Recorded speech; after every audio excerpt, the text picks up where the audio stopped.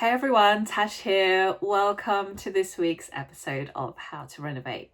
Now, in this episode, I am going to be talking about understanding and comparing contractor quotes.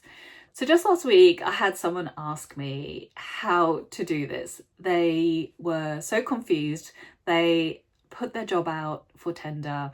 They'd done their due diligence. They'd asked for 3 or 4 contractor quotes, and all the contractor quotes came in very differently.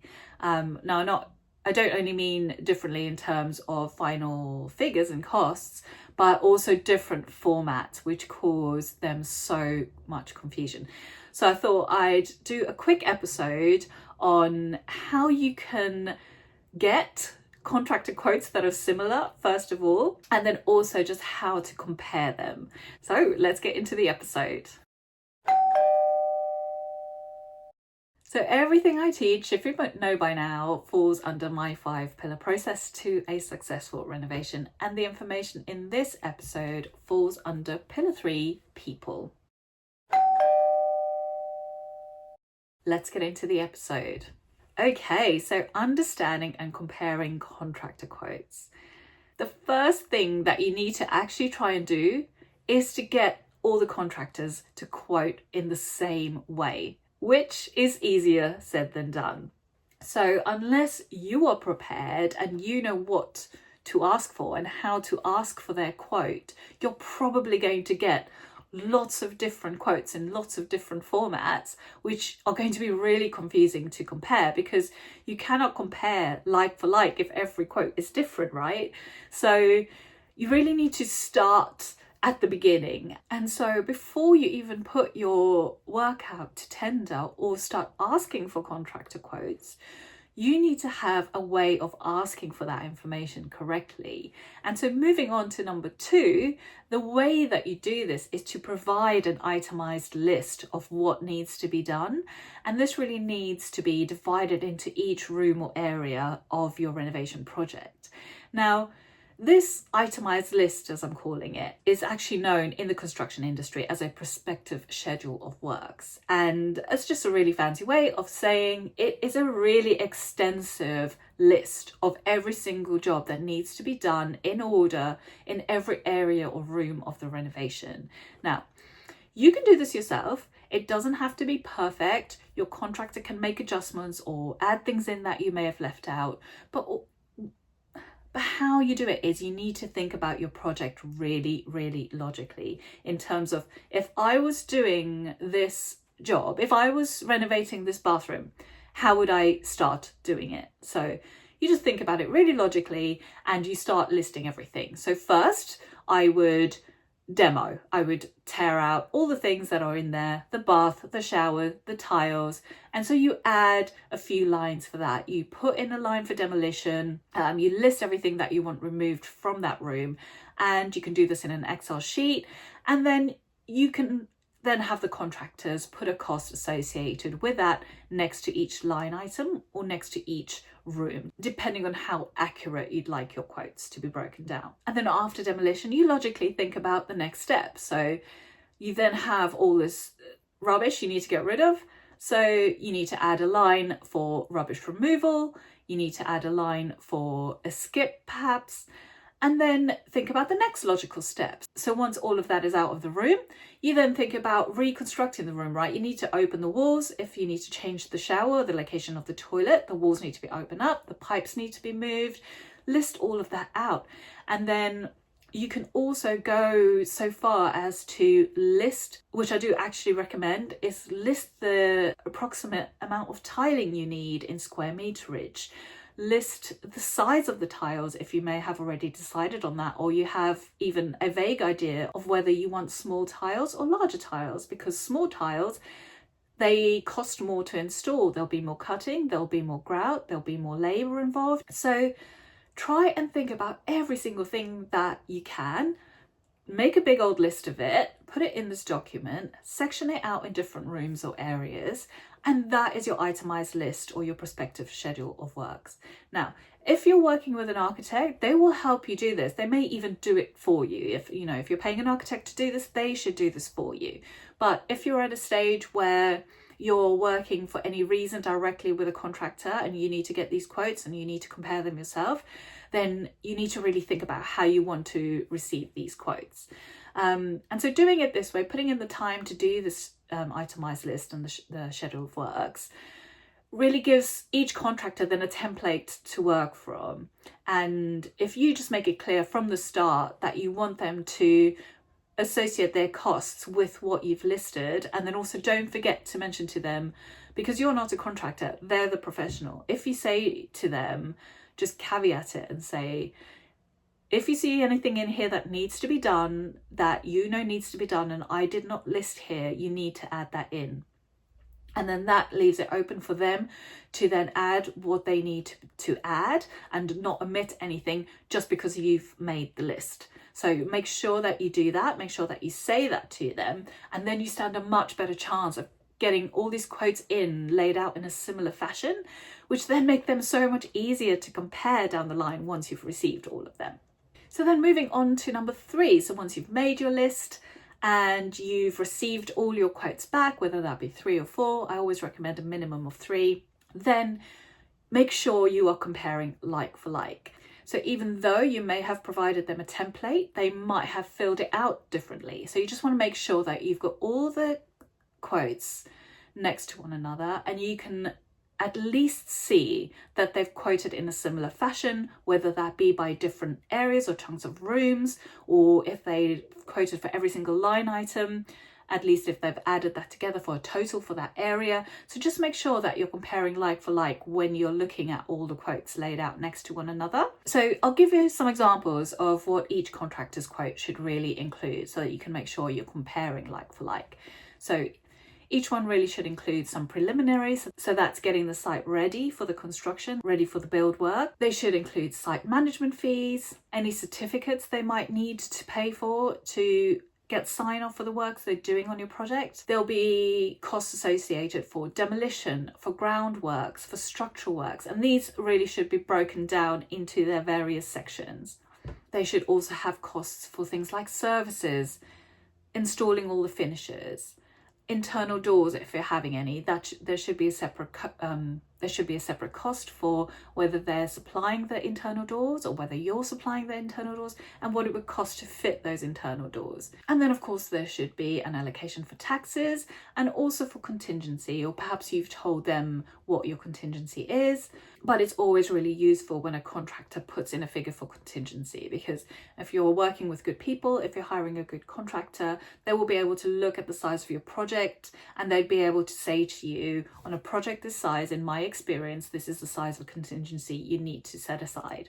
So that's also a really good line to have inside your schedule of works. And then of course you'll have the scary grand total at the end of what your project total should cost. But the most dangerous thing you can do is to just get a total cost from a contractor without any breakdown, because then you don't know what you're comparing to your other quotes. So this is why the schedule of works and the itemized list is so important. And then also every single quote should include a list of exclusions. So there's a couple of different names for this. They might call it a list of exclusions. They might call it client supply.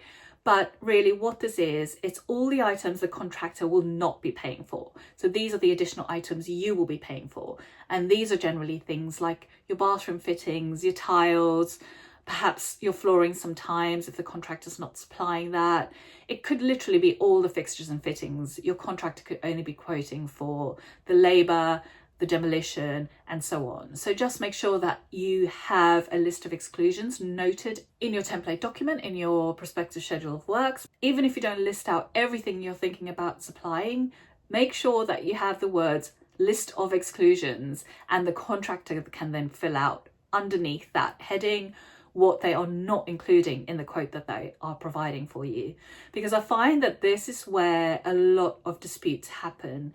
It's when contractors don't know that you want them to do certain things, to supply certain things, and then the client is assuming that the contractor will include those things. And I found for some reason this happens a lot with skirting and cornicing, and sometimes a contractor doesn't include for the supply or the fitting of skirting and cornicing in their quote. But obviously the client generally wants cornicing and skirting, and so assumes that that is included somewhere. So just make sure that you have an area for a list of exclusions, and that is everything that the contractor has not included in his quote that you will have to pay extra for. And then of course, if each contractor is applying their list of exclusions, you can then compare that to the other quotes you are receiving. So for example, if one contractor is including for skirting and cornicing, and they've added that into the general section of their quote and they've not put it in their list of exclusions, but another contractor has completely excluded the fitting and the supply of skirting and cornicing, then of course you can make that adjustment. You can compare those two quotes and say, well, this quote includes 5k for skirtings and cornicing, and this one has excluded it. So you can then take that 5k out, and then you're comparing like for like. So this is what I mean by having this list of exclusions. You then know what you need to adjust, even just for your own purposes, removing and including across the selection of quotes you're getting, so that you know you're comparing like for like. And then moving on to number 5, ask lots of questions. Don't be shy to ask questions. It is so confusing trying to compare quotes and making sure you're comparing like for like. So obviously I'm giving you some information here and some advice on how to get those quotes so that they are most similar. But don't be afraid to ask questions. If the list of exclusions is not clear, ask the question, ask what's included, ask what's not included. If they have not put a figure next to each line item and they've for some reason left one blank, and you can't figure out why, or they've not put an extra note or an additional note as to why they've done that, then ask the question. So just go back to them, ask lots of questions if you need to clarify anything. And I always find actually that asking lots of questions gives you a bit of an insight of what it would be like to work with that contractor. Because if for some reason they're getting annoyed that you're asking questions, or they are not communicating clearly with you, then that really gives you an insight of what it might be to work with them on your project. So I would say ask lots of questions, see how they react. Are they helpful? Are they being patient with you and giving you the information you need to make your important decision of hiring the right person for your job? Or are they being dismissive or taking really long time to get back to you, or refusing to give you the breakdowns you're asking for?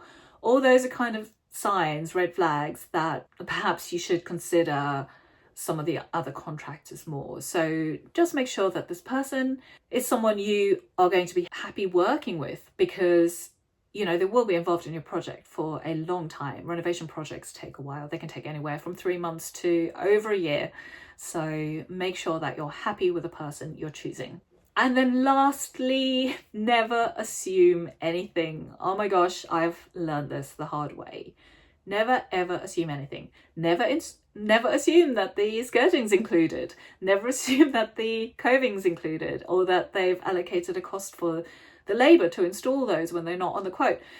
So never assume anything. Ask lots of questions, like I just said. If anything is not clear, even if it's obvious, even if it seems obvious to you that, oh, how could they even do the job without first doing this stage, but there's no cost for it, or it's not noted in the quote anywhere, ask the question. Never just assume that it's included. Even if it's a stupid question, even if they come back and say, of course that's included, how could we do the job without that? At least you've asked the question, because sometimes assuming something is included and it's not can cost you thousands of pounds. So never assume anything, ask lots of questions, and make sure that you can get something to the contractors, a document, your prospective schedule of works, a list of what needs to be done, so that they can all quote in the same way, hopefully. So I hope I've given you some good information there of how to make the whole choosing a builder process and comparing quotes process a little bit easier. If I have drop me a message. I'd love to know if the podcast is helping you in any way. And if you are subscribed to it, thank you. If you're not yet subscribed to it, please subscribe if you are finding it helpful. Well, that brings us to the end of this episode, everybody. I hope it was helpful to you. I hope you enjoyed it. And I will see you next week. Bye for now. For more information on my 5-pillar process for successful renovation, you can go directly to southplacestudio.com/pillars, where you'll find an introduction to the process which covers each of the pillars and what they cover. We also have a number of other free renovation resources. Go now to southplacestudio.com/freebies. I have created some amazing freebies for you there. There is one on the process, like we just said. There is one on planning permission. There is one on kitchen design. There is another one on lighting planning. Go and check those out. There's so much free information there to help you with your renovation.